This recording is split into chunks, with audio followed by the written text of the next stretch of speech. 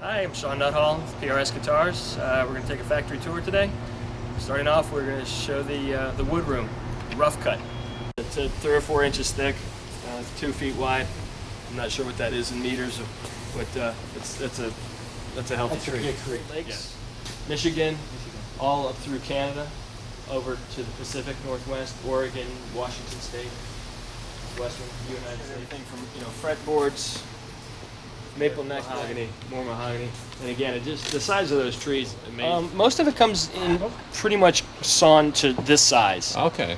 And then we'll take it, we'll grade it, we'll look at the top, and we'll consider it a non-10 top, a 10 top, artist package, private stock. Yeah. Okay. Whatever, private stock. You see a lot of movement. Very 3D. That's the nicer wood gets used for the more expensive stuff, obviously. Mahogany neck lengths. Some Carina neck lengths. We saw the rough cut where the raw wood is held. We bring it over as we need it to start building guitars. We have some planers and joiners, and we'll get the wood down to more manageable size to start building guitars. It's quite hot in here. Shawn, Good. How are you? We have 2 hot rooms. We have one for necks and one for bodies. When we get the wood in, it's roughly 15 to 20% moisture content. We dry the necks and bodies down to 6%. We dry the fretboards down to 2%. We actually have a little machine. It's kind of about the size of your camera. With a little prong in it. You stick the prongs into the wood. Couple seconds, it'll give you a moisture reading. Wow, okay. So there's no set time. It's not 2 weeks, it's not 3 weeks, it's not a day. It's however long it takes us to get down to 6% or 2% till we move it forward. Rosewood, very dense wood, very hard wood, takes a long time to dry. Could take 8 to 10 weeks to dry to the proper moisture content. Mahogany, typically a little bit lighter, a little more porous, 2 to 4 weeks I would say. Maple, harder than mahogany, so probably about 6 weeks. So it's a lengthy process, takes a long time to do. It definitely slows it, again, building into the cost of the guitar.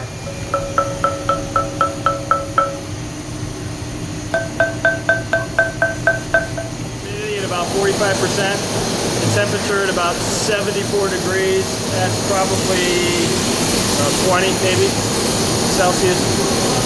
We do when we start to build a guitar, we'll take the 2 pieces of the maple top. This happens to be Carina, but it'll be the same process. We'll take the 2 pieces, we'll plane down this center line. Once the center line is nice and flat and straight, we'll glue it up, put it in the clamps. Then we actually use this machine.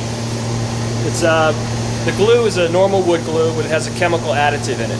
This machine shoots a radio frequency into the wood. It's basically microwave technology, somewhat cooking the wood or cooking the glue dry. It takes about 30 seconds to get the entire top dry. And once that's dry, then we'll go ahead and take the top and we'll glue it to the mahogany back. We use normal wood glue for that. And then we'll put them in the clamps that I'll show you over here. The mahogany back, we stick them in these clamps. Set the clamp, it has 4 tons of pressure per square inch, a lot of pressure. We leave them overnight.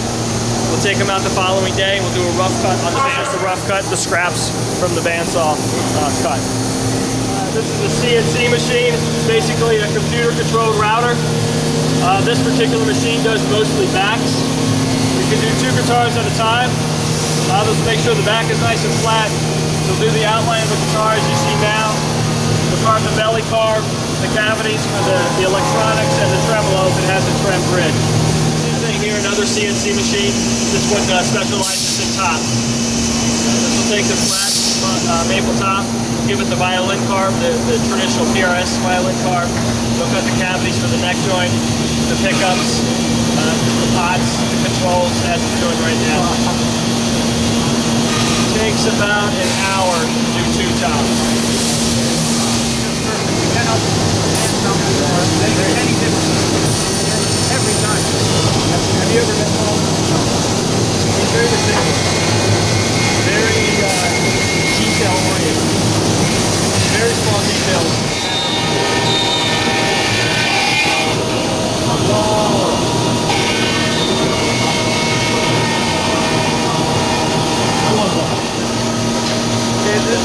guitar once it comes off the CNC machine.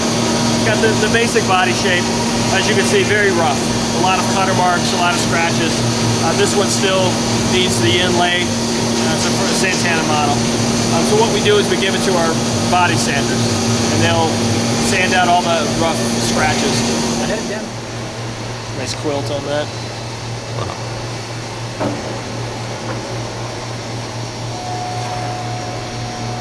Nice flame. Everybody wants the beautiful top. So when the guitars come off the CNC machines we talked about earlier, they're very rough. So we give them to the body sanders, and they start with 80 grit sandpaper, which is extremely coarse, and they remove all the heavy scratches. And then they'll go down to 150 grit, 220 grit, ending up with 320 grit. Everyone has an overhead light because it's all about maintaining the shadows. You got to keep the traditional PRS look, as we talked about. The lines are very distinct on the PRS. Wood can be very tricky to work with, especially quilt like this. You can see it wants to get a little lumpy in here. It wants to fade out over on this side. If your sander goes over the edge, you've ruined the guitar. So it takes a lot of skill to do this. These guys are pros, so they can sand a guitar in about an hour or an hour and a half. This is where I started. Body are joined together in the body. What we'll do is take the neck. Let's assume this is a neck. Take it, and they'll sand down the heel, the back and the sides of the heel. This is just a very flat, big piece of aluminum that we've laid sandpaper out on. So they'll sand the heel, they'll test fit it into the neck joint. They'll measure it, make sure that the neck angle is set properly. And they'll just keep going back and forth, test fitting and sanding it until it's absolutely perfect. You have a nice tight seal around the neck joint and the perfect neck angle. Once that's done, they'll set it aside and we'll come back and we'll glue it up later. These have been glued up. We'll leave them overnight. Dealer calls and they place an order for a custom 24 standard neck, HFS pickups. We'll go ahead and build the neck first. Obviously the scale length, the number of frets, the carb, everything is different. So you have to marry up the neck and the body together. You can't just grab haphazardly. Once the neck is built, then we go ahead and start the body process, but only after the neck is complete.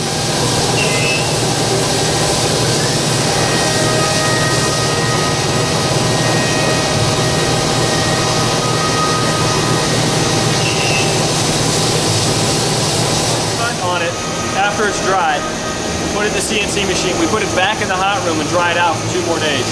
Again, just to get all the movement out of the wood before we start to create a guitar out of it. Once that's done, we'll go ahead and we'll carve the channel for the truss rod.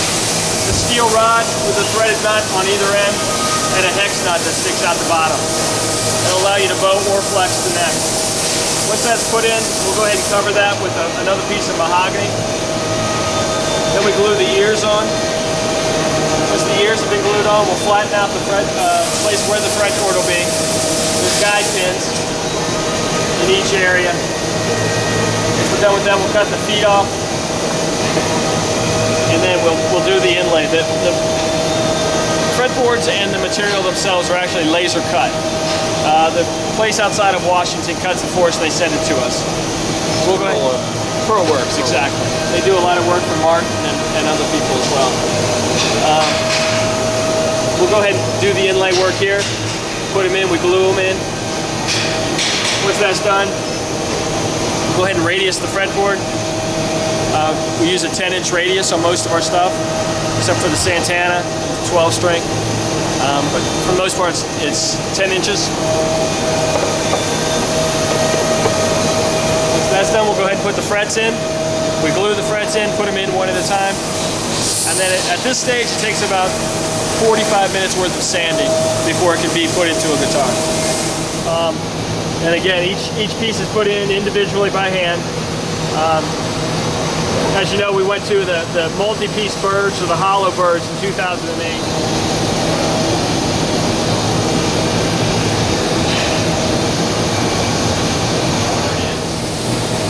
Whatever the material is, it's put on basically a piece of adhesive tape. So when it comes in, the guys can just peel it off. They put it in the fretboard and they can glue it up.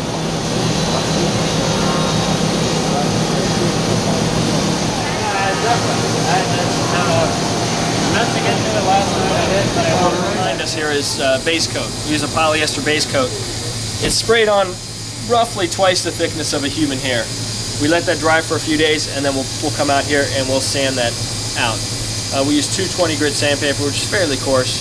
We remove all the runs, the imperfections, any of the orange peel, any of the basically imperfections. We want a nice smooth surface to apply the next color on.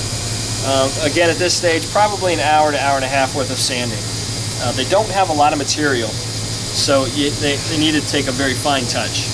If you get real aggressive, you'll burn right through it, and then it has to go back and start over. Those, a couple of those. I'm a lucky guy.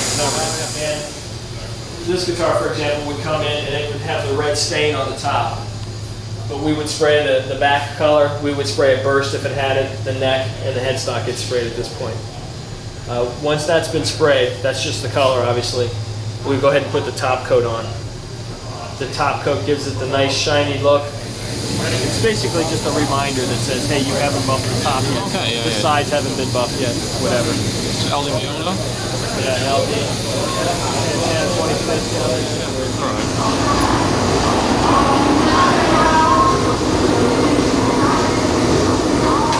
a little out of his normal realm here. He's installing side dots.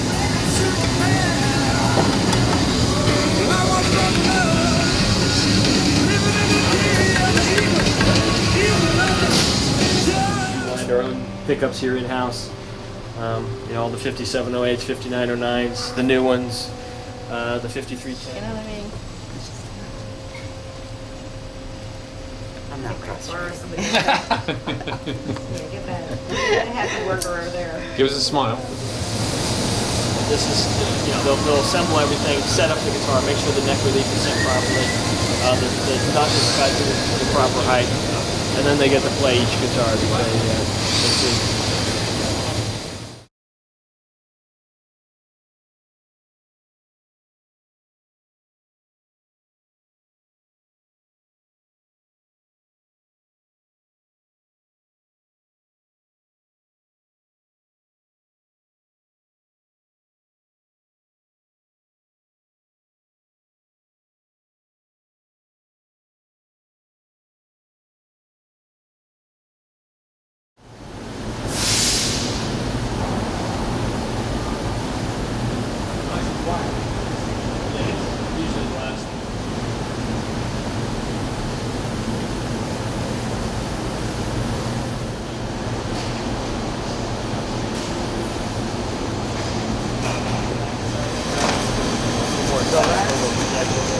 Mahogany's a little softer.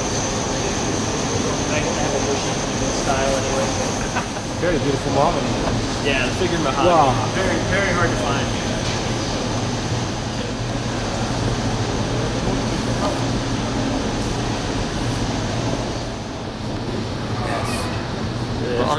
Are these priced way higher than a normal?